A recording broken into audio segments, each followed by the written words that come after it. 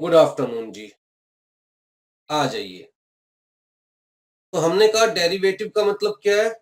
वो कॉन्ट्रैक्ट जो अपनी वैल्यू किसी और से डिराइव कर, किसी और का मतलब किसी एसेट से, किसी स्टॉक से, किसी कमोडिटी से, किसी इंडेक्स से, राइट? किसी ना किसी से डिराइव कर रहा है, तो दैट इज डेरिवेटिव। ठीक है जी। हमने कहा डेरिवेटिव्स बहुत सारे हो सकते हैं, लेकिन जो सबसे ज्यादा फेमस है और जो आपके सिलेबस में कवर कर रखे हैं, वो या तो फ्यूचर हो सकते हैं या ऑप्शंस।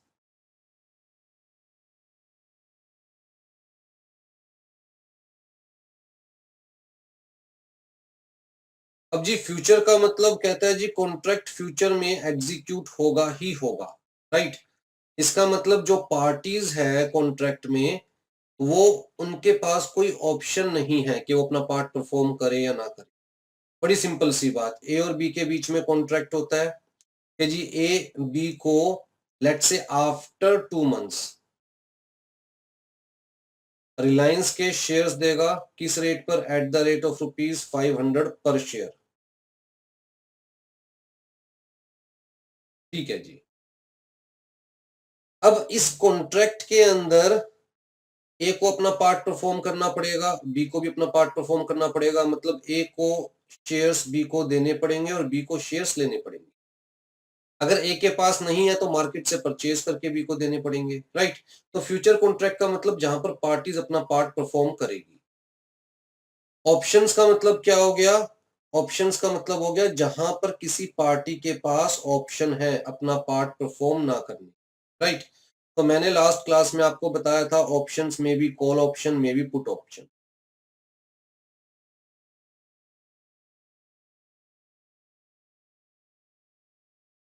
कॉल ऑप्शन का मतलब क्या होता है? Option to bye.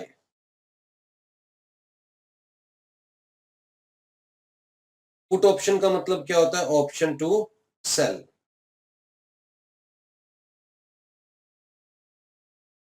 दोनों के एग्जांपल्स देखते हैं।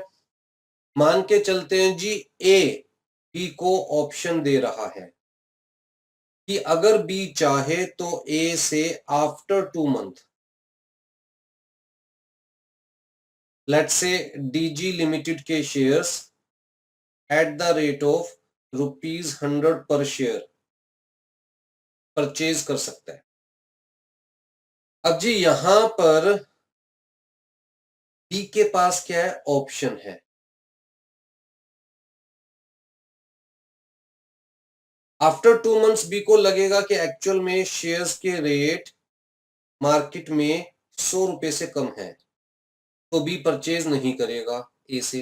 क्यों? अगर शेयर्स के रेट ₹90 है तो बी ए से 100 का क्यों परचेज करेगा? वो मार्केट से 90 का परचेज कर लेगा। और अगर बी को लगेगा शेयर्स के रेट ₹100 से ज्यादा है मार्केट में आफ्टर 2 मंथ्स लेट्स से ₹110, तो बी ए से परचेज कर लेगा ₹100 में। तो बी को बेनिफिट है, बी के पास ऑप्शन है। क्या ऑप्शन है? Option to bye. बी के पास क्या ऑप्शन? ऑप्शन टू बाय, जिसे हम कहेंगे कॉल ऑप्शन। अब जी ए बी को ये जो ऑप्शन देगा उसके बदले में कुछ ना कुछ प्रीमियम लेगा, लेट्स से ₹5 पर शेयर। ठीक है, तो इसे हम कहते हैं ऑप्शन प्रीमियम।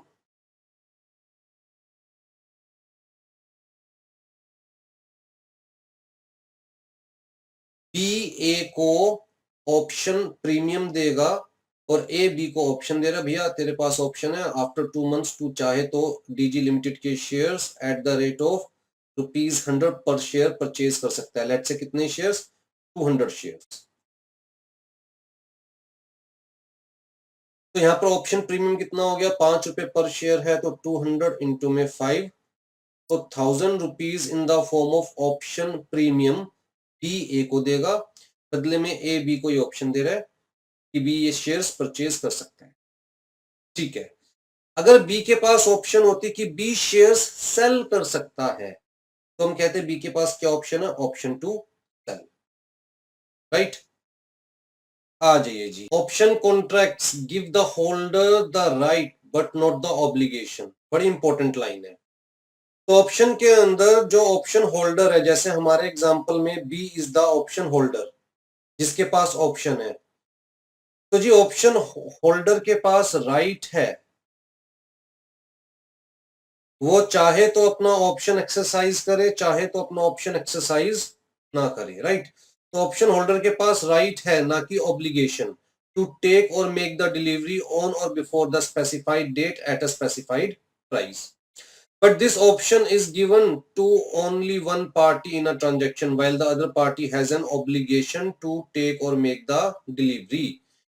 तो जी बी के पास ऑप्शन है, ए के पास ऑप्शन नहीं है। अगर बी अपना राइट एक्सरसाइज करता है तो ए को अपना पार्ट परफॉर्म करना ही पड़ेगा, ठीक है जी।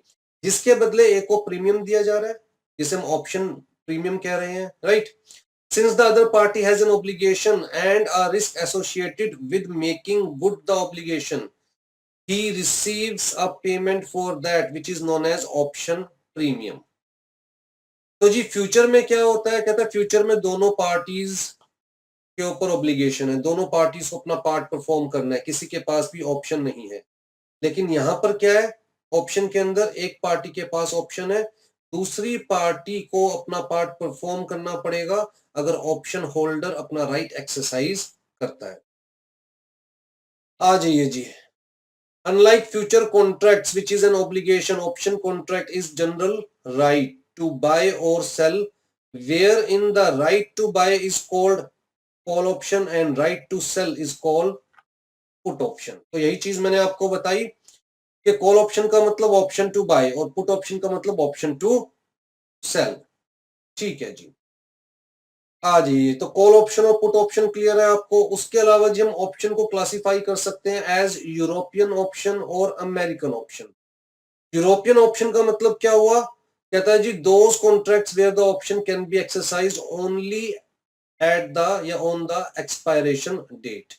तो मान के चलते हैं जी 2 महीने के लिए ये कॉन्ट्रैक्ट क्रिएट किया गया था कि बी ए से आफ्टर 2 मंथ्स टीजी लिमिटेड के शेयर्स कितने 200 शेयर्स 100 रुपीज पर शेयर के प्राइस पर परचेज कर सकता है, बी के पास ऑप्शन है।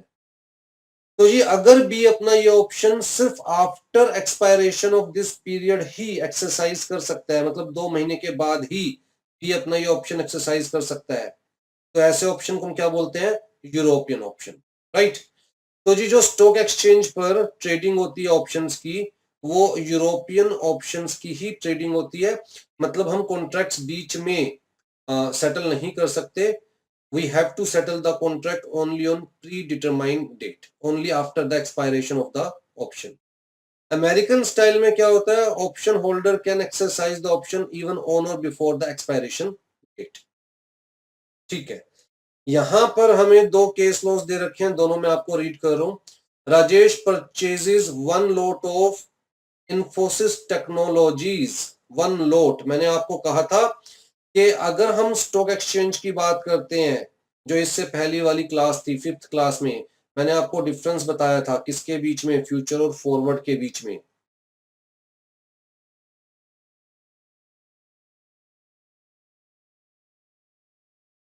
कहता है जी फ्यूचर का मतलब वो कॉन्ट्रैक्ट्स जो कि स्टॉक एक्सचेंज खुद से इशू कर रहा है, राइट। तो basically fixed number of contracts issue किए जाते हैं by the stock exchange, fixed number of contracts. अब जी पार्टीज इन कॉन्ट्रैक्ट में एंटर कर सकती है, लेकिन ये जो कॉन्ट्रैक्ट होते हैं for fixed number of securities.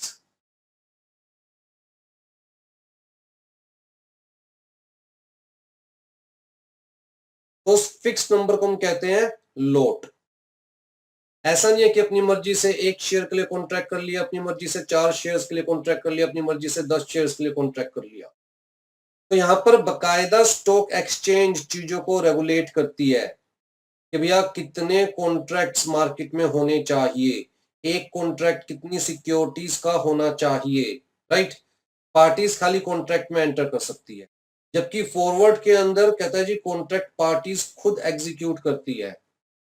तो पार्टीज अपने अकॉर्डिंग जितनी मर्जी सिक्योरिटीज के कॉन्ट्रैक्ट्स एग्जीक्यूट कर सकती है। तो जी जब स्टॉक एक्सचेंज के ऊपर हम डेरिवेटिव्स की बात कर रहे हैं तो हम बात करते हैं फ्यूचर की, ठीक। इसीलिए इन्होंने क्या कहा कि 1 lot ऑफ इंफोसिस टेक्नोलॉजीज, इन्होंने ये नहीं कहा कि 1 शेयर ऑफ इंफोसिस टेक्नोलॉजीज, तो जी एक लोट की बात की जा रही है, ठीक है। May 3000 put and pays a premium of ₹250।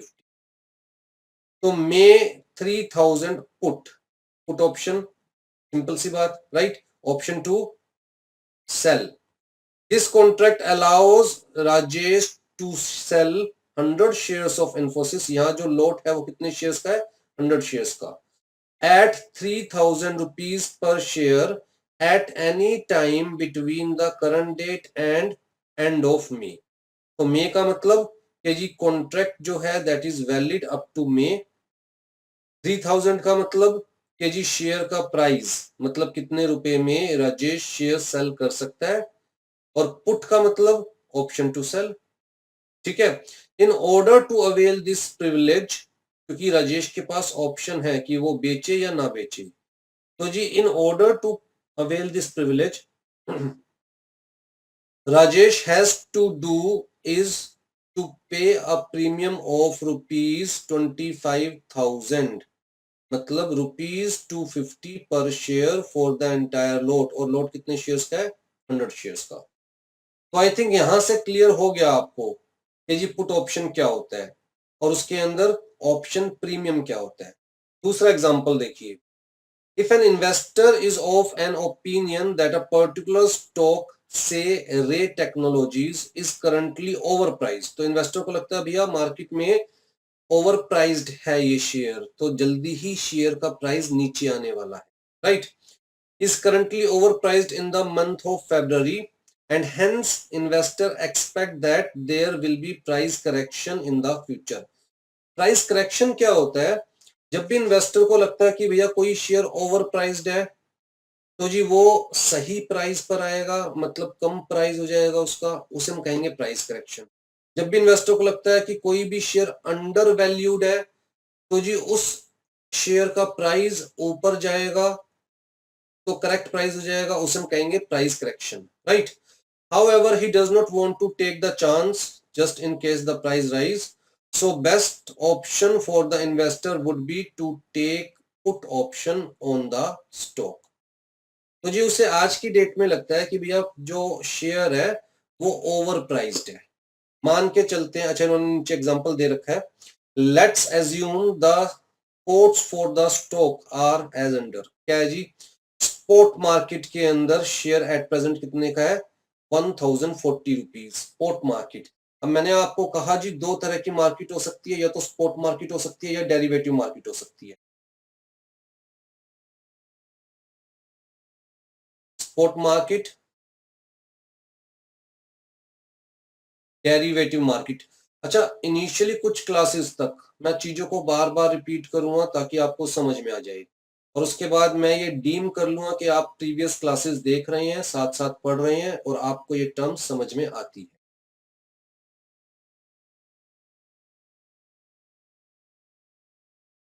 जब हम डेरिवेटिव मार्केट की बात कर रहे हैं तो हम किसकी बात कर रहे हैं, फ्यूचर प्राइस की। After 2 months, after 3 months, after 1 month, right. तो हम बात कर रहे हैं फ्यूचर प्राइस की। तो यहाँ पर बेसिकली क्या कर रहे हैं हम लोग, एस्टिमेट कर रहे हैं कि फ्यूचर में क्या प्राइस होगा। जब हम स्पॉट मार्केट की बात कर रहे हैं तो हम किसकी बात कर रहे हैं, करंट मार्केट की।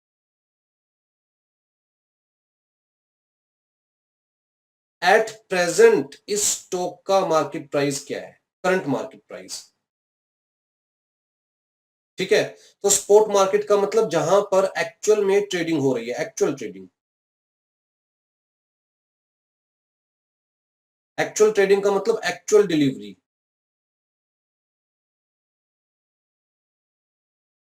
तो ए और बी के बीच में कॉन्ट्रैक्ट हो रहा है, अगर स्पॉट मार्केट के अंदर लेट्स से 100 शेयर्स के लिए ए बी को 100 शेयर्स सेल कर रहा है, तो ए बी को एक्चुअल में 100 शेयर्स की डिलीवरी देगा, दैट इज स्पॉट मार्केट। हम कहते हैं ना ऑन द स्पॉट, तो स्पॉट मार्केट का मतलब current, right. Current market price जहां पर एक्चुअल डिलीवरी होगी, और डेरिवेटिव मार्केट का मतलब फ्यूचर प्राइस की बात कर रहे हैं, जहां पर we are entering into the contracts और कॉन्ट्रैक्ट्स जो सेटल होंगे वो विदाउट डिलीवरी सेटल होंगे, राइट। तो यहां पर नो डिलीवरी। जिन दो लोगों के बीच में कॉन्ट्रैक्ट्स है वो देखेंगे मार्केट प्राइस क्या है, उस बेसिस पर कॉन्ट्रैक्ट को सेटल कर लेंगे, जिसे हम स्क्वायर ऑफ करना कहते हैं।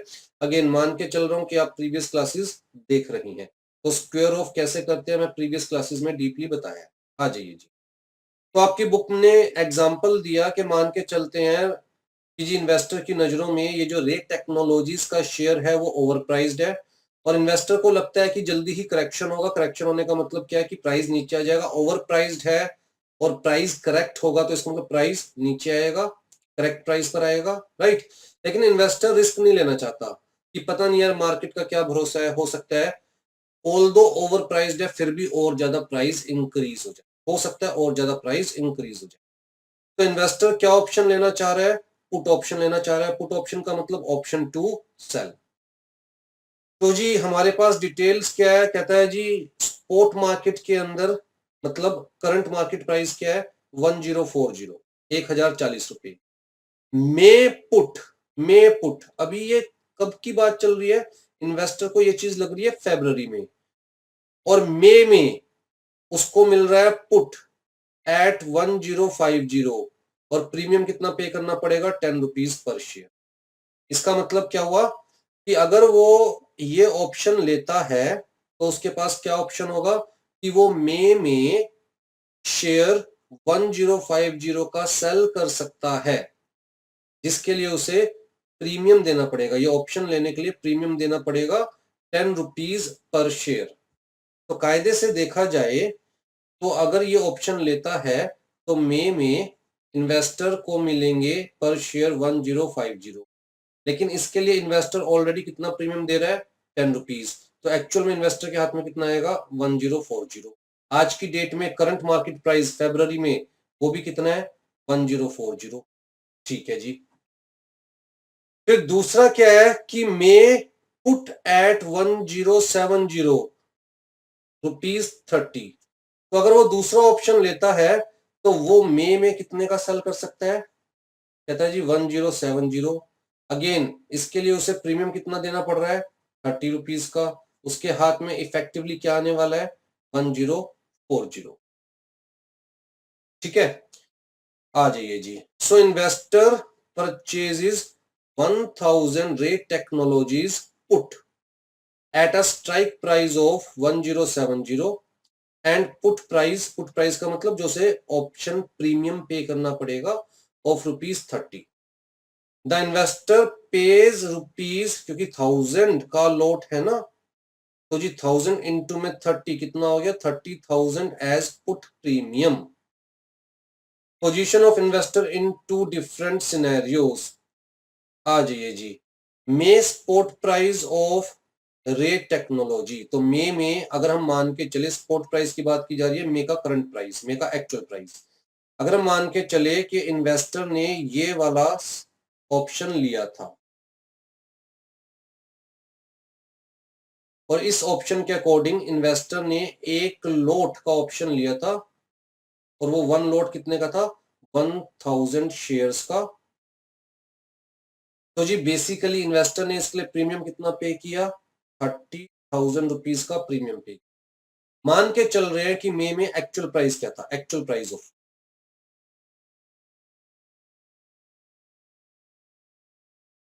जिसे हम क्या बोलेंगे स्पॉट प्राइस। कितना दिया गया है जी बुक के अंदर 1020। फरवरी में कितना था जब उसे लग रहा था कि शेयर ओवर प्राइस्ड है और करेक्शन होगी, फरवरी में था 1040, और उसका अंदाजा ठीक था कि भैया जो स्टॉक है वो ओवर प्राइस्ड है और करेक्शन होगी और रियल प्राइस जो स्टॉक का वो थोड़ा सा कम हो जाएगा। और देखिए ना मई में जो एक्चुअल प्राइस है स्टॉक का वो कितना है 1020। अब जी उसने ऑप्शन क्या ली थी कि वो बेच सकता है स्टॉक को एक 1070 पर। तो बट ऑब्वियस सी बात है 30 रुपीज का प्रीमियम तो वो ऑलरेडी पे कर चुका है।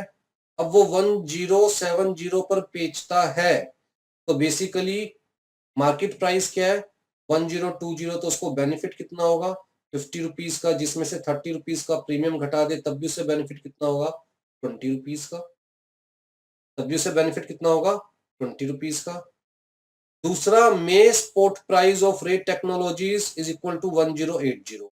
अगर मान के चले सेकंड सिनेरियो के अंदर एक्चुअल प्राइस 1080 है, अब जी 1080 करंट मार्केट प्राइस है, तो क्या वो 1070 पर शेयर सेल करेगा? The answer is no. इस केस में वो शेयर सेल नहीं करेगा, अपना ऑप्शन एक्सरसाइज नहीं करेगा, अपना राइट एक्सरसाइज नहीं करेगा। वो कितने में सेल करेगा? 1080 में ही सेल करेगा। एक्चुअल में उसने परचेज कितने का किया था? 1040 का फरवरी में। आज की डेट में रेट क्या है? 1080। अब जी उसने पुट ऑप्शन भी लिया था ना, जिसके लिए 30 रुपये प्रीमियम दिया था, तो एक्चुअल में उसे कितने का पड़ा था? ये 1070 का। उसके बावजूद अगर 1080 में सेल करता है तब भी उसे 10 रुपए का क्या है? बेनिफिट है, राइट। हाँ जी, in the first situation you have the right to sell 1000 Ray Technologies shares at rupees 1070, the price of which is 1020. By exercising the option, investor can earn 50 rupees per put, which amounts to 5000 or 50,000। लेकिन 30,000 तो उसने already premium पे किया था option लेने के लिए, तो ये एक्चुअल में उसको बेनिफिट कितना होगा? एक्चुअल में उसको बेनिफिट होगा 20,000। ठीक है। The buyer of put has purchase a right to sell, the owner of put has the right to. ठीक। सेकेंड सिनेरियो के अंदर price is more than the spot market, right, so the investor will not sell at a lower price by exercising put option। भाई market के अंदर already कितना price मिल रहा है? कहता है 1080, तो वो पागल थोड़ी ना है जो अपना पुट ऑप्शन एक्सरसाइज करेगा और 1070 में सेल करेगा। वो कितने में सेल करेगा? कहता है 1080 में ही सेल करेगा वो। तो जी 1080 में सेल करेगा, तो एक्चुअल में इफेक्टिवली उसके हाथ में कितने आए? 1080 में से 30 रुपीज जो पुट ऑप्शन के नाम के वो पहले ही दे चुका है, इफेक्टिवली उसके हाथ में 1050। फरवरी में क्या रेट था? 1040। स्टिल उसको बेनिफिट है, राइट। तो ऑप्शंस का ये बेनिफिट होता है कि हम फ्यूचर कंटीजेंसी से अपने आप को हेज कर सकते हैं। आ जाओ जी। I think option is clear. अगर कोई डाउट है तो पूछ लीजिए, I am waiting for your doubts.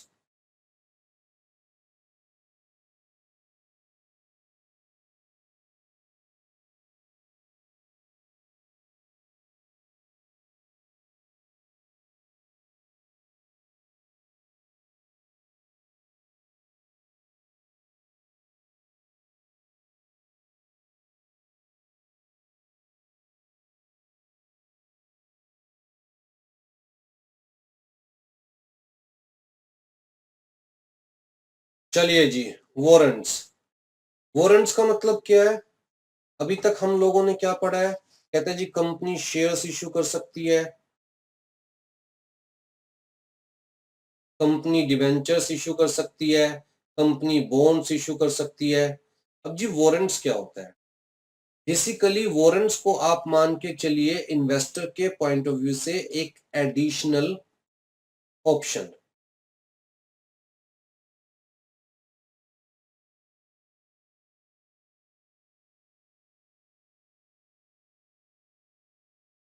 मान के चलते कंपनी कोई बॉन्ड इशू कर रही है और बॉन्ड के साथ आपको एक और ऑप्शन दे रही है जिसे हम क्या कह रहे हैं? वारंट। कंपनी कह रही है कि भैया आप हमारा 100 रुपए का बॉन्ड सब्सक्राइब कीजिए, इसके ऊपर हम आपको 10% इंटरेस्ट पे करेंगे, प्लस इसके साथ हम आपको एक वारंट दे रहे हैं। अगर आपको ठीक लगे तो आफ्टर 2 इयर्स इस वारंट के बेसिस पर, ये आपके लिए राइट है, अगर आपको ठीक लगे तो आफ्टर 2 इयर्स इस वारंट के बेसिस पर you can subscribe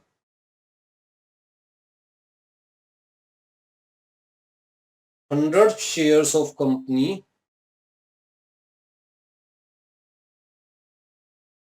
eight the rate rupees 200 पर शेयर। तो बेसिकली ये इन्वेस्टर को अट्रैक्ट करने के लिए दिया जा रहा है ताकि इन्वेस्टर कंपनी का बॉन्ड बाय करे। यार बॉन्ड के ऊपर इंटरेस्ट तो हमें मिलेगा ही मिलेगा, प्लस हमें एक ऑप्शन भी मिल रही है, एक राइट भी मिल रहा है कि अगर हम चाहे तो कंपनी के शेयर्स आफ्टर 2 इयर्स, कितने शेयर्स, 100 शेयर्स कितने रुपए में परचेज कर सकते हैं, 200 रुपीज पर शेयर में परचेज कर सकते हैं। अब ये ऑप्शन है, अगेन आपका मन करेगा तो आप परचेज कीजिए, नहीं मन करेगा तो आप परचेज मत कीजिए, राइट। और वारंट एक सेपरेट राइट है, मैंने कहा जी ये क्या है, एक राइट, और आप अपना राइट किसी और को ट्रांसफर कर सकते हैं, द आंसर इज यस। तो वारंट बेसिकली क्या होता है, ट्रेडेबल। तो बॉन्ड से अलग आप इस वारंट का ट्रेड कर सकते हैं, राइट। हाँ जी, warrant means an option issued by a company where by the buyer is granted the right to purchase a number of shares of its equity shares, right, at given exercise price during a given period. The holder of a warrant has the right but not the obligation to convert them into equity shares. Thus, in the true sense, warrant signifies optional conversion.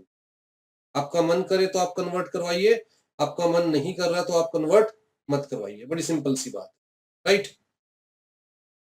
हाँ जी, in case the investor benefits, investor को लगता है after 2 years, जैसे हमारे example के अंदर हमने कहा जी आफ्टर 2 इयर्स आप चाहे तो कंपनी के शेयर्स ले सकते हैं 100 shares at the rate of 200 rupees per share. After 2 years आपको लगेगा कि कंपनी के शेयर का रेट है मार्केट में 250, तो आप डेफिनेटली अपने वारंट को कन्वर्ट करवाएंगे शेयर्स में, क्योंकि आपको 200 रुपए का शेयर मिलेगा जबकि मार्केट प्राइस क्या है, 250 रुपए। अगर आपको लगता है कि भैया मार्केट प्राइस 180 रुपीज है, तो आप अपने वारंट को शेयर्स में कन्वर्ट नहीं करवाएंगे, क्योंकि आपको 200 रुपए का शेयर मिलेगा और मार्केट प्राइस क्या है, 180, राइट। तो ये आपके पास ऑप्शन है, ऑब्लिगेशन नहीं है। हाँ जी, companies listed on stock exchanges can issue warrants in accordance with the ICDR, issue of capital and disclosure requirements regulations 2018। Example दे रखा है जी, if the conversion price of the warrant is ₹70 and current market price is 110, आपको 70 रुपए का share मिल सकता है अगर आप वारंट मतलब अपना एक्सरसाइज और अपना राइट एक्सरसाइज करते हैं तो डेफिनेट सी बात है, मार्केट प्राइस 110 रुपए, तो 70 रुपए में आप लोगे, आपको 40 रुपए का सीधा सीधा गेन है, राइट। अगर मार्केट प्राइस 40 रुपए होगा तो क्या आप अपने वारंट को कन्वर्ट करवाएंगे, द आंसर इज नो। क्यों, 70 रुपए में शेयर मिलेगा जबकि मार्केट प्राइस है 40 रुपए, तो आप अपना राइट एक्सरसाइज नहीं करोगे। ठीक है जी, आ जाइए, रियल एस्टेट इन्वेस्टमेंट ट्रस्ट। अब basically real estate investment trust की बात करें या इंफ्रास्ट्रक्चर इन्वेस्टमेंट ट्रस्ट की बात करें तो काइंड ऑफ म्यूचुअल फंड कह सकते हैं आप, kind of mutual fund. Actual में है क्या, रियल एस्टेट के बिजनेस को प्रमोट करने के लिए प्लस इंफ्रास्ट्रक्चर में फंडिंग करने के लिए, क्योंकि किसी भी इकोनॉमी की ग्रोथ के लिए इंफ्रास्ट्रक्चर बहुत इंपॉर्टेंट है। और जब हम बात कर रहे हैं जी हमें बड़े बड़े पुल्स बनाने हैं, हमें फ्लाईओवर्स बनाने हैं, हमें अच्छे से रोड्स बनानी है, तो अगर मैं बात करता हूं जी, मान के चलते हैं जैसे गवर्नमेंट को 1000 किलोमीटर की कोई रोड बनानी है, तो आप सोच सकते हो उस पर कितना एक्सपेंस होगा। तो क्या खाली गवर्नमेंट इस चीज को फंड कर सकती है, द आंसर इज नो। कोई प्राइवेटली इंडिविजुअली इस चीज को फंड कर सकता है, द आंसर इज नो। तो इसका ऑप्शन क्या निकाला गया कि क्यों ना हम kind of mutual fund issue करें जहां पर हम पब्लिक फंडिंग ले, राइट। और हम पैसा कहां लगाएंगे, ऐसे इंफ्रास्ट्रक्चर में जहां से रिवेन्यू मिलेगा, जैसे कि टोल रोड बनाएंगे। अब जी टोल रोड बना रहे हैं, पब्लिक के फंड्स लेकर पब्लिक को बदले में क्या इशू करेंगे, यूनिट्स इशू करेंगे। पब्लिक को क्या इशू करेंगे, यूनिट्स इशू करेंगे। टोल रोड से टोल आएगा, इनकम होगी, इसे हम कहेंगे इनकम जनरेटिंग इंफ्रास्ट्रक्चर प्रोजेक्ट। तो जी इनकम होगी तो अपने यूनिट होल्डर्स को वो पे करेंगे हम। तो इस पॉइंट ऑफ व्यू से एक तरह से हम कह सकते हैं कि इंफ्रास्ट्रक्चर को डेवलप करने के लिए या रियल स्टेट को डेवलप करने के लिए इंडिया में ये कॉन्सेप्ट इंट्रोड्यूस किया गया। आ जाइए जी, रियल स्टेट इन्वेस्टमेंट ट्रस्ट। अच्छा, रियल स्टेट इन्वेस्टमेंट ट्रस्ट में म्यूचुअल फंड्स में क्या होता है, आप यूनिट परचेज करते हैं, दोनों में एक्चुअल डिफरेंस क्या है? अगर हम बात करें म्यूचुअल फंड की, तो म्यूचुअल फंड के आप यूनिट परचेज करेंगे, म्यूचुअल फंड आपसे पैसा कलेक्ट करेगी, जिसे हम कहेंगे इन्वेस्टेबल कॉर्पस, और म्यूचुअल फंड फिर उस पैसे को इन्वेस्ट करेगी कहां पर? Real estate companies.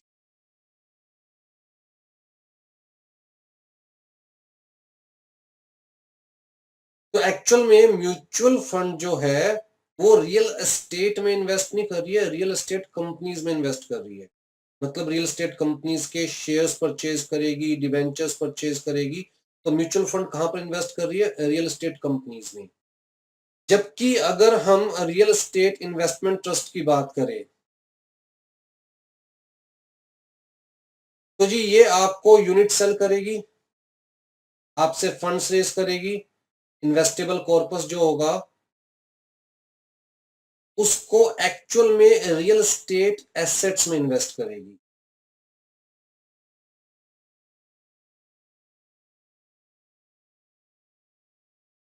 जैसे कि शॉप्स, जैसे कि बिल्डिंग्स। फिर जी इन शॉप्स को रेंट पे दिया जाएगा, बिल्डिंग्स को रेंट पे दिया जाएगा, और वहां से इनकम जनरेट होगी। जो इनकम जनरेट होगी वो यूनिट होल्डर्स को दी जाएगी, राइट। हाँ जी, real estate investment trust is a collective investment scheme that owns, operates and finance income producing real estate. Real estate मतलब रियल एस्टेट एसेट। तो म्यूचुअल फंड की तरह ये आगे रियल एस्टेट कंपनीज में इन्वेस्ट नहीं कर रही है, ये एक्चुअल में आपका पैसा रियल एस्टेट में इन्वेस्ट कर रही है, रियल एस्टेट एसेट में इन्वेस्ट कर रही है। तो it provide all investors the chance to own valuable real estate. भाई आज की डेट में आपको लगता है हो मेरी खुद की अगर इस लोकेशन पर शॉप होती तो भैया यहाँ पर तो यार बहुत जबरदस्त किराया मिलता है, मजे आ जाते हैं जिंदगी के, किराए किराए में जिंदगी कट जाती है, राइट। बट उस लोकेशन पर शॉप लेने के लिए पैसे भी तो बहुत चाहिए। अगर मान के चलिए उस लोकेशन के ऊपर दुकान 10 करोड़ रुपए की है, किराया आता है जी लेट से साल का 1 करोड़ रुपए, आपको लगता है यार इससे अच्छी इन्वेस्टमेंट क्या हो सकती है, राइट। लेकिन 10 करोड़ रुपए इन्वेस्ट करने के लिए भी तो चाहिए। मेरे पास है 10 लाख रुपए इन्वेस्ट करने के लिए, और मैं चाहता हूं कि मुझे भी एक अच्छी रियल एस्टेट में इन्वेस्टमेंट करने की अपॉर्चुनिटी मिले, ताकि मुझे अच्छा रिटर्न मिले, राइट। बट पैसे मेरे पास थोड़े हैं, जब थोड़े पैसे होते हैं तो अच्छी रियल एस्टेट में इन्वेस्टमेंट करना पॉसिबल नहीं होता। लेकिन अगर मेरे जैसे 100 लोग मिल जाएं तो अब कितने पैसे हो गए? 10 करोड़ रुपए हो गए। अब क्या अच्छा रियल एस्टेट में इन्वेस्ट किया जा सकता है? The answer is yes. और अच्छी रिटर्न मिलेगी? The answer is yes. तो ये 100 करोड़ रुपए, 1 करोड़ रुपए 100 लोगों में बट जाएंगे। हर को कितना आउटपुट मिलेगा? 1 लाख रुपए का आउटपुट मिलेगा। तो 10 लाख रुपए इन्वेस्ट करके 1 लाख रुपए का आउटपुट आउटपुट मिल रहा है, मतलब 10%। यहाँ पर 10 करोड़ रुपए इन्वेस्ट करके 1 करोड़ का आउटपुट मिल रहा था, मतलब 10%। इसका मतलब थोड़े पैसे होने के बावजूद मैं भी वैसे ही अर्न कर सकता हूं जैसे कि एक रिच इन्वेस्टर अर्न कर सकता है। सिंपल सा कॉन्सेप्ट, राइट। हाँ जी। और आपको रिटर्न मिलेगा, dividend based income, total returns, right.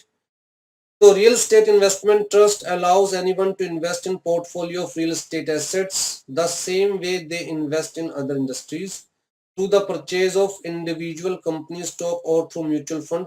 अगर आप किसी इंडिविजुअल कंपनी के स्टॉक परचेज करते या म्यूचुअल फंड के स्टॉक परचेज करते, यूनिट्स या एक्सचेंज ट्रेडेड फंड परचेज करते, वैसे ही आप क्या करोगे? रियल एस्टेट इन्वेस्टमेंट ट्रस्ट के यूनिट्स परचेज करोगे।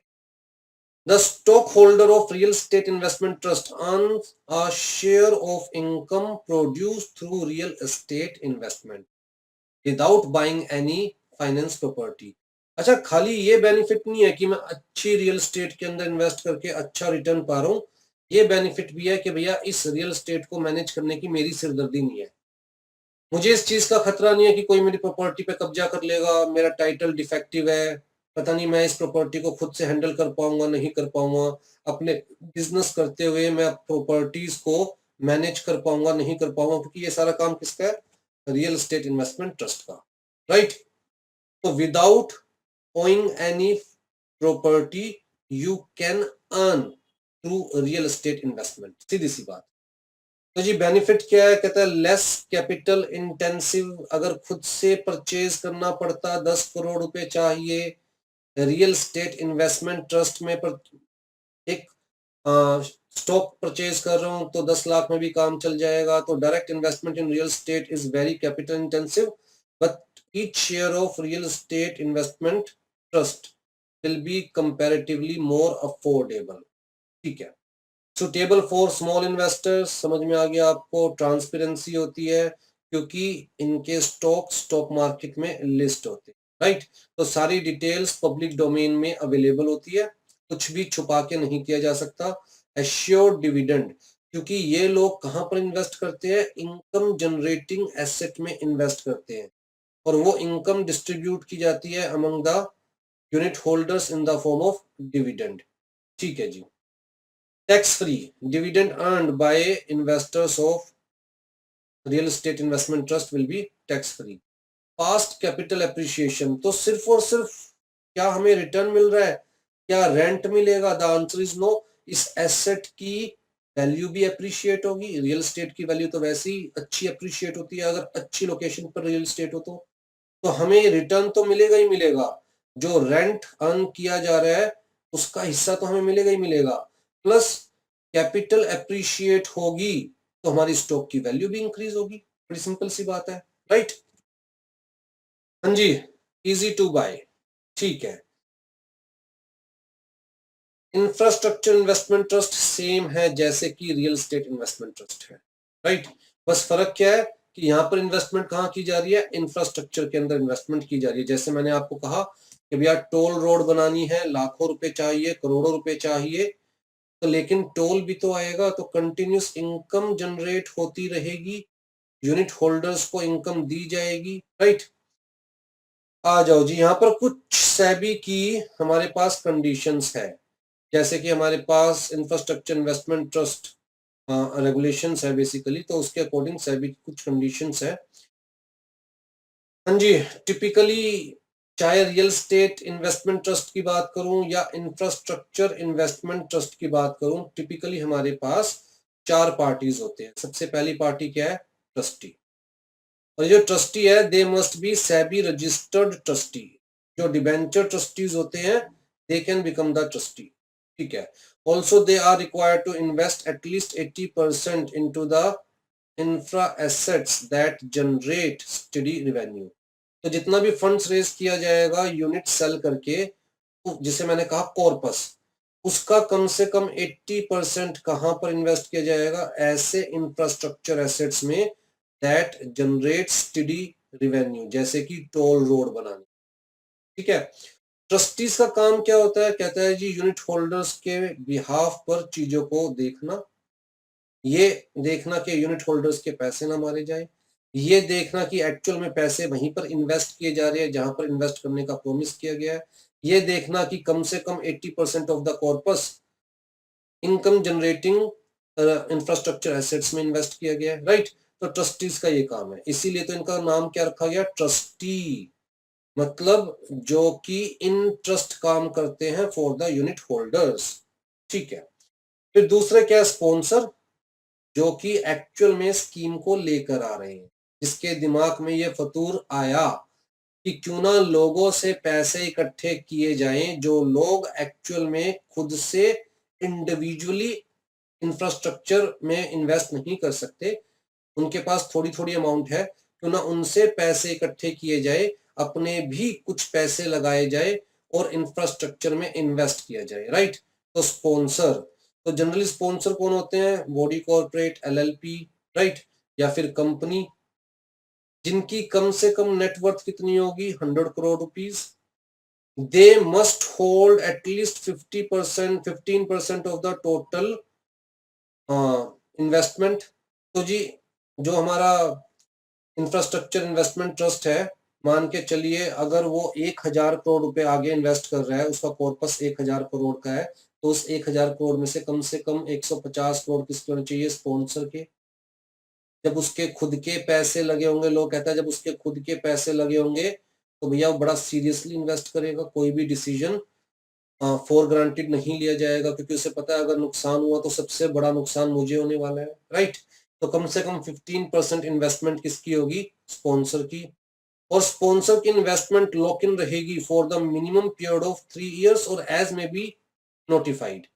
तो कम से कम 3 सालों तक। ऐसा नहीं है स्पॉन्सर ने इनिशियली तो इतने पैसे इन्वेस्ट कर लिए और यूनिट्स परचेज कर ली और जैसे ही लोगों ने यूनिट्स परचेज की, स्पॉन्सर ने अपनी यूनिट्स बेच दी। कहता कम से कम 3 साल तक स्पॉन्सर अपनी यूनिट सेल भी नहीं कर सकता, उसके पैसे लगे रहेंगे कम से कम 3 साल तक। ठीक है जी, आ जाओ जी। When it comes to public private partnership, जिसे हम पीपीपी प्रोजेक्ट भी बोलते हैं, तो sponsor serve as special purpose vehicle, जो कि एक्चुअल में क्या काम कर रहे हैं? कहता है गवर्नमेंट और पब्लिक को एक्चुअल में एक फ्रंट पर लेके आ रहे हैं, एक स्पेसिफिक प्रोजेक्ट में इन्वेस्ट करने के। कुछ पैसा गवर्नमेंट इन्वेस्ट कर रही है, कुछ पैसा पब्लिक से रेज किया जा रहा है by issuing the units of infrastructure investment trust. आ जाओ जी। फिर एक प्रोजेक्ट मैनेजर होता है, इन्वेस्टमेंट मैनेजर होता है जो कि इन्वेस्टमेंट से रिलेटेड सारी चीजों को मैनेज करता है, और एक प्रोजेक्ट मैनेजर होता है जो कि उस पर्टिकुलर प्रोजेक्ट, जैसे रोड बनाने के लिए अगर हमने इंफ्रास्ट्रक्चर इन्वेस्टमेंट ट्रस्ट बनाया है और इस इंफ्रास्ट्रक्चर इन्वेस्टमेंट ट्रस्ट की हमने यूनिट सेल करके फंड्स रेज किए हैं, तो भैया एक तो इन्वेस्टमेंट मैनेजर होगा जो उस इन्वेस्टमेंट को मैनेज करेगा, और एक प्रोजेक्ट मैनेजर जो उस रोड की प्रोग्रेस को मैनेज करेगा। सिंपल सी बात, राइट। तो authority is mostly responsible for executing the projects. चलिए जी, आ जाइए जी, आ जाइए। फिर हमारे पास क्या है? Securitise debt instrument. Securitise debt instruments क्या होते हैं? ध्यान से देखिए। बेसिकली हम इस प्रोसेस को कहते हैं securitisation.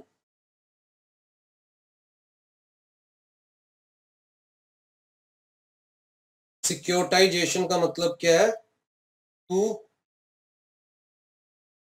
Create securities on the basis of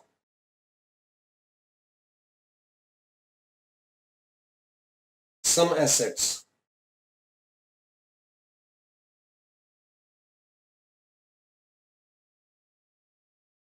मान के चलते हैं जी, एक बैंक है और बैंक का काम क्या होता है? लैंडिंग, एडवांस देना,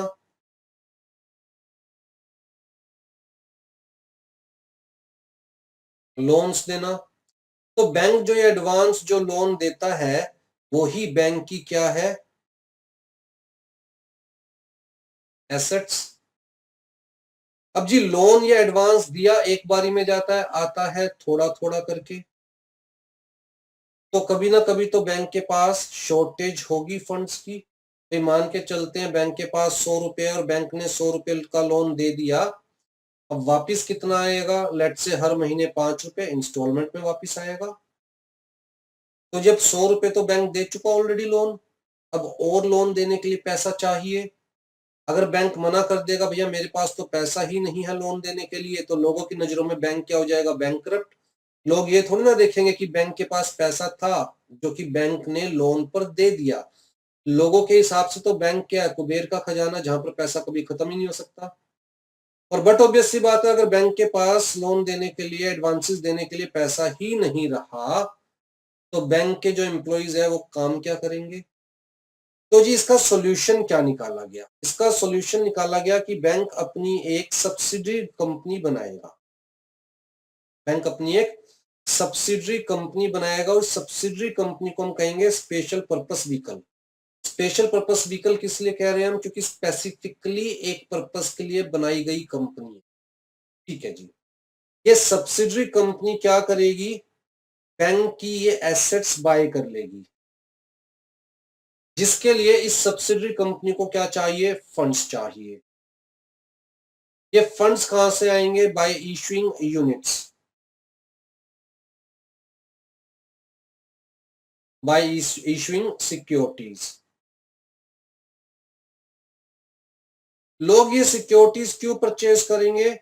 क्योंकि ये सिक्योरिटीज परचेज सेल करके जो फंड्स अरेंज किए जाएंगे by this special purpose vehicle, उस फंड से ये बैंक की एसेट परचेज कर रही है। कितने रुपए की एसेट थी? 100 रुपए की एसेट थी। कितने में परचेज कर रही है? लेट से 90 रुपए में परचेज कर रही है। तो 10 रुपए क्या हो गया? इसका प्रॉफिट हो गया। 10 रुपए क्या हो गया? इसका प्रॉफिट, जो कि किसे जाएगा? सिक्योरिटी होल्डर्स को जाएगा। अब जी बैंक को 100 रुपए के बदले कितने रुपए दोबारा मिल गए? 90 रुपए। बैंक को दोबारा 90 रुपए मिल गए। अच्छा, बैंक की जो 100 रुपए की एसेट है, वो क्या एक्चुअल में बैंक ने 100 रुपए दिए होंगे? नहीं जी, बैंक ने तो लेट से 85 रुपीज दिए होंगे, जो विद इंटरेस्ट कितने हैं? 100 रुपए। ये खाली प्रिंसिपल थोड़ी ना है। बैंक ने तो एक्चुअल में उधार कितना दिया होगा? लोन कितना दिया होगा? 85 रुपीज का, जो कि विद इंटरेस्ट वापस कितना आने वाला है? 100 रुपए आने वाला है। बैंक ने अपनी ये 100 रुपए की एसेट 90 रुपए में बेच दी। बैंक को अभी भी कितने रुपए का बेनिफिट है? 5 रुपए का बेनिफिट है। और बैंक के पास दोबारा पैसे आ गए, मतलब बैंक दोबारा से बिजनेस कर सकता है। ठीक है। और ये जो सिक्योरिटीज है, ये क्या है? सिक्योर्ड। क्यों सिक्योर्ड है? क्योंकि भैया इनके पीछे एसेट्स हैं, इसलिए इन सिक्योरिटीज को हम बोलते हैं एसेट बैक्ड सिक्योरिटीज।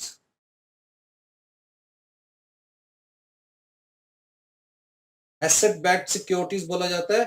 जैसे जैसे बैंक का ये लोन, ये उधार वापिस आता रहेगा, वैसे वैसे सिक्योरिटी होल्डर्स के पैसे वापिस मिलते रहेंगे, along with the benefit, along with the interest. Right. तो यहाँ पर हमारे पास गारंटी है कि पैसे वापस मिलेंगे सिक्योरिटी होल्डर के, क्योंकि इन सिक्योरिटीज के पीछे क्या है? एसेट्स है। और जनरली बैंक जो लॉन्ग टर्म लोन देता है, जैसे कि हाउसिंग प्रॉपर्टी, मतलब हाउस प्रॉपर्टी के ऊपर जो बैंक लोन दे रहा है, तो जनरली बैंक उस टाइप की एसेट्स को सिक्योरिटाइज करवाता है। तो इसीलिए इनका नाम मोर्टगेज बैक्ड सिक्योरिटीज भी कहा जाता है।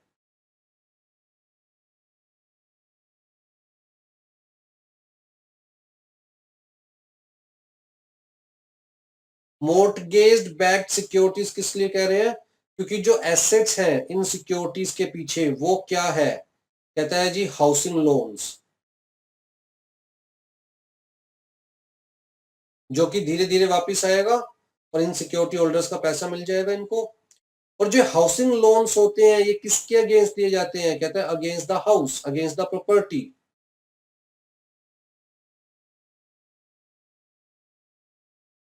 अगर सामने वाले ने पैसा वापस नहीं दिया तो प्रॉपर्टी सेल करके पैसा रिकवर किया जा सकता है। तो इसका मतलब एक तरह से ये प्रॉपर्टी क्या है? मॉर्टगेज्ड है। किसके पास? बैंक के पास। बैंक से किसने परचेज कर ली? इस स्पेशल पर्पस व्हीकल ने, जिसके बेसिस पर ये सिक्योरिटीज इशू की जा रही है। तो सिक्योरिटीज के पीछे कौन सी एसेट है? मॉर्टगेज्ड एसेट्स हैं। तो इसीलिए इन सिक्योरिटीज को मॉर्टगेज्ड बैक्ड सिक्योरिटीज भी बोला जाता है। क्लियर है जी? तो इस सारे प्रोसेस को क्या कहा जाता है? Securitization. To create securities on the basis of some assets. आ जाइए जी। Securitized debt instruments are financial securities that are created by securitizing individual loans. That are created by securitizing individual loans. मतलब loan के basis पर securities issue की जा रही है। Securitization is a financial process that involves issuing securities that are backed by assets, most commonly debt.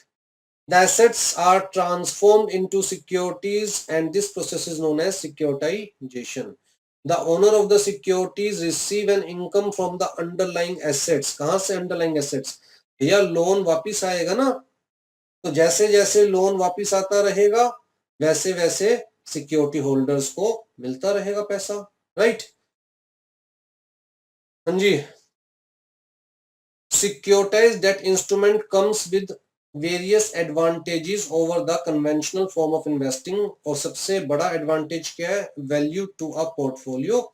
और most common type of securitize debt क्या है? Mortgage backed securities. अब जी यहाँ पर डिफॉल्ट के चांसेस कितने हैं? नेग्लिजिबल, क्योंकि जो सिक्योरिटीज इशू किए गए हैं उसके पीछे एसेट्स है बकायदा।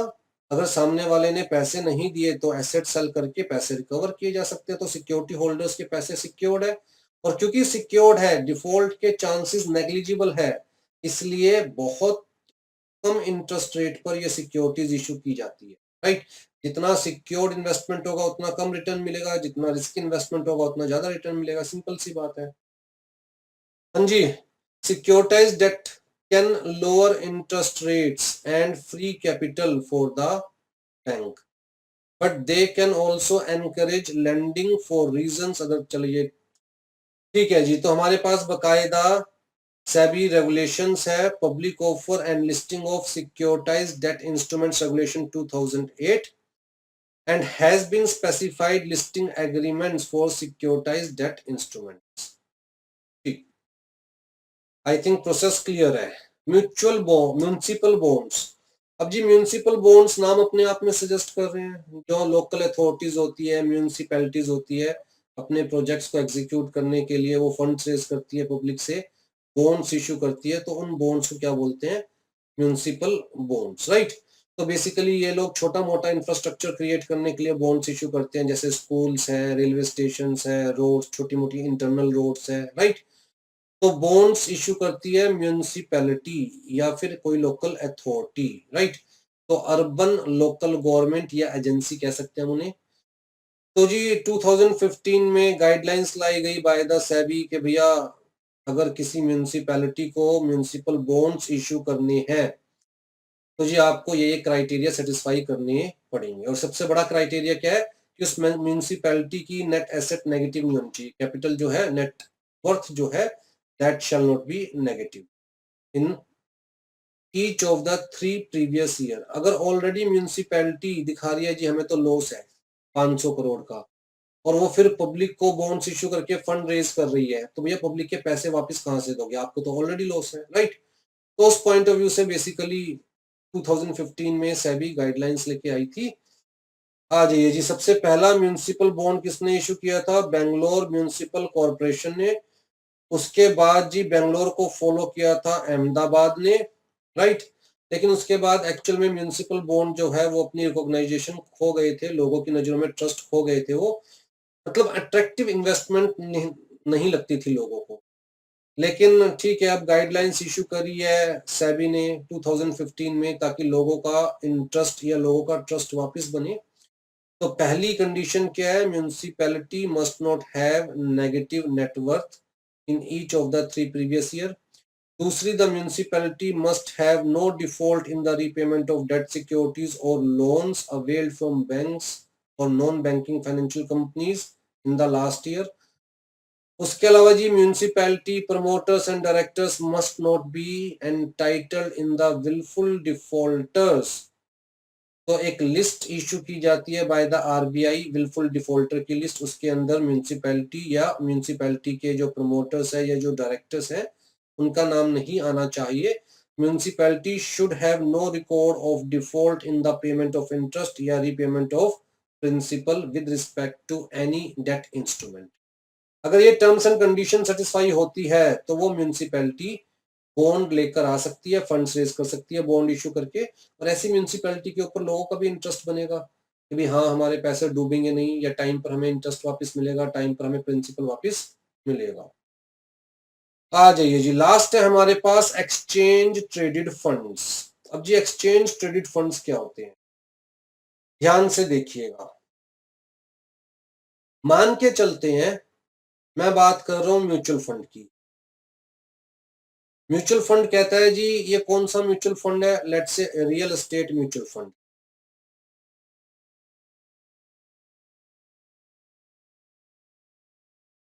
और ये म्यूचुअल फंड कह रहा है कि भैया आप मुझे पैसे दीजिए, मैं कहाँ इन्वेस्ट करूंगा? रियल एस्टेट कंपनीज में।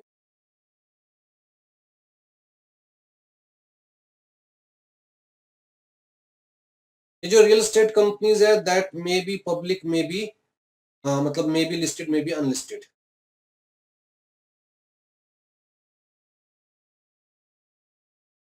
ठीक है, तो जी म्यूचुअल फंड ने यूनिट्स इशू करी, यूनिट्स इशू करके 100 करोड़ रुपए रेज कर लिए, 100 करोड़ रुपए अलग अलग कंपनीज में इन्वेस्ट करे, कुछ लिस्टेड थी कुछ अनलिस्टेड थी।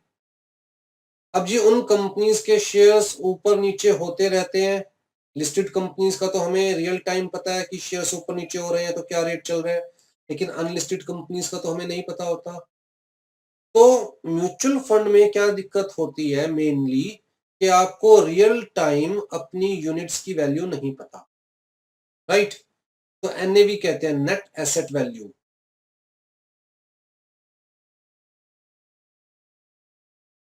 इस म्यूचुअल फंड ने जो आगे इन्वेस्ट किया है, जिन एसेट्स में इन्वेस्ट किया है, उस एसेट्स की वैल्यू को हम क्या कह रहे हैं, नेट एसेट वैल्यू। और ये रियल टाइम अवेलेबल नहीं होती।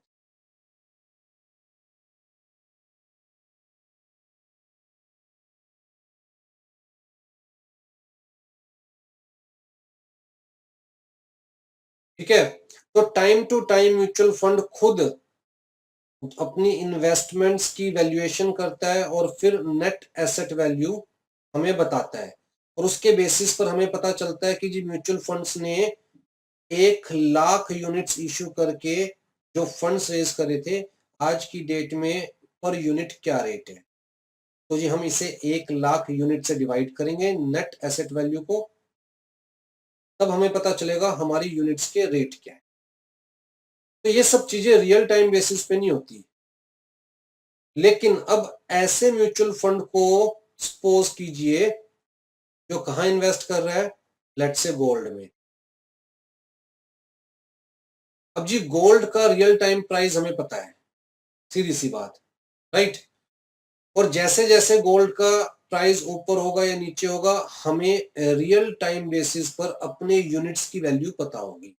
ये म्यूचुअल फंड मान के चलते हैं आपको यूनिट इश्यू कर रहा है, 1 unit is equal to 1 gram gold. तो जी जैसे जैसे गोल्ड की वैल्यू ऊपर होगी वैसे वैसे यूनिट्स की वैल्यू ऊपर होगी, जैसे जैसे गोल्ड की वैल्यू नीचे होगी वैसे वैसे यूनिट्स की वैल्यू नीचे होगी। तो इस सिनेरियो में हमारे पास अपने यूनिट्स की वैल्यू क्या होगी, अवेलेबल होगी ऑन रियल टाइम बेसिस। मान के चलिए जी कोई म्यूचुअल फंड है, वो कहां पर इन्वेस्ट कर रहा है, कहता है निफ्टी 50 में, मतलब इंडेक्स में। जैसे जैसे इंडेक्स ऊपर जाएगा वैसे वैसे हमारी यूनिट की वैल्यू ऊपर जाएगी, जैसे जैसे इंडेक्स नीचे जाएगा वैसे वैसे हमारी यूनिट की वैल्यू नीचे जाएगी। तो इस टाइप के म्यूचुअल फंड्स जो कि रियल टाइम बेसिस पर हमें हमारी यूनिट्स का आउटपुट देते हैं, इस टाइप के म्यूचुअल फंड्स को हम क्या कहते हैं, एक्सचेंज ट्रेडेड फंड। सिंपल सी बात। और वो जो एक्सचेंज ट्रेडेड फंड्स होते हैं वो लिस्टेड होते हैं ऑन द स्टॉक एक्सचेंज, तो जो उनकी वैल्यू रियल टाइम बेसिस पर हमें पता चलती है।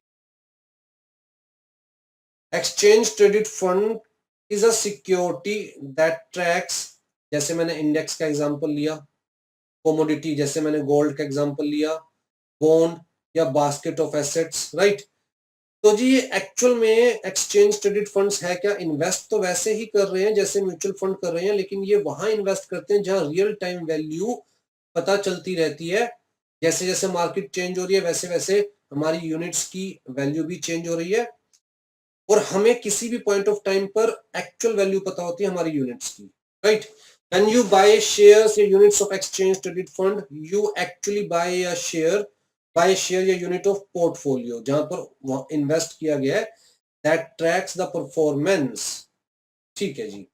बस मेन डिफरेंस क्या है, कहता है unlike regular mutual funds exchange trade like a common stock on the stock exchange. तो जी एक्सचेंज ट्रेडेड फंड्स के जो यूनिट्स होते हैं ये स्टॉक एक्सचेंज पर लिस्टेड होते हैं, and the price of an exchange traded fund changes as per the trading in the market takes place. ठीक, क्यों, क्योंकि ये उस चीज से रिलेटेड है जिसके रियल टाइम प्राइस हमें पता चलते हैं। Trading value of exchange traded fund depends upon the net asset value of the underlying stock that it represents। लेकिन ये जो नेट एसेट, जो एसेट होती है उसकी हमें रियल टाइम वैल्यू पता चलती है। तो highly liquid as compare to mutual fund, और लो फीस होती है as compare to mutual fund, stock exchange पर ट्रेडेड होते हैं, रियल टाइम वैल्यू पता चलती रहती है, राइट, और आपको पता होता है कि एक्चुअल में आपकी इन्वेस्टमेंट की क्या वैल्यू रह गई है।